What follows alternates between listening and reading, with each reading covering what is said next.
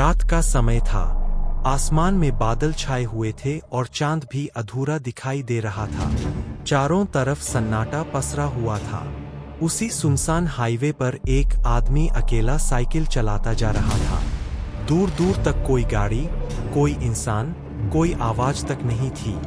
बस उसकी साइकिल की चेन की आवाज और ठंडी हवा की सरसराहट सुनाई दे रही थी।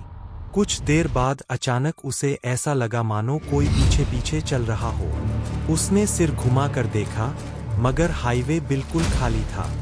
दिल की धड़कन तेज हो गई। उसने साइकिल की रफ्तार बढ़ा दी। जैसे ही वह एक पुराने पुल के पास पहुंचा, अचानक सड़क पर एक काली परछाई दौड़ती हुई सामने से गुजरी। साइकिल वाला घबराकर ब्रेक मारता है। पसीने से उसका बदन भीग जाता है।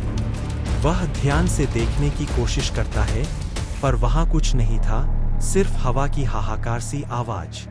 फिर अचानक पीछे से किसी ने धीमी आवाज में उसका नाम पुकारा, रुक जा।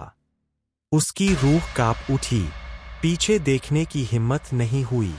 साइकिल जोर से पेडल मारते हुए आगे बढ़ाने लगा। लेकिन जैसे जैसे वह भागता, वही आवाज और करीब आती जाती, रुक जा, रुक जा। अचानक उसके साइकिल का टायर अपने आप रुक गया। आदमी जमीन पर गिर पड़ा। उठकर देखा तो सामने एक काली आकृति खड़ी थी, जिसकी आंखें लाल अंगारों की तरह जल रही थीं। वह आकृति धीरे धीरे उसकी ओर बढ़ने लगी, और तभी हाईवे के दोनों तरफ की स्ट्रीट लाइट्स एक एक करके बुझने लगीं, और उसके चारों तरफ केवल अंधेरा और उस परछाई की ठंडी सांसें रह गईं।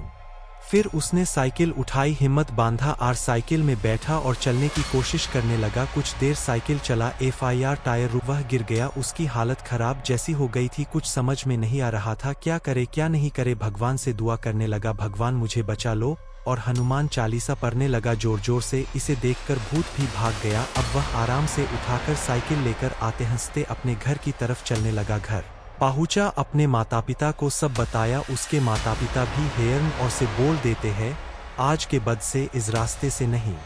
रात में गुजरा, उसे दिन से वह आज तक रास्ते से रात में नहीं गुजरा। कैसी कहानी लगा आप लोग कृपया लाइक करें।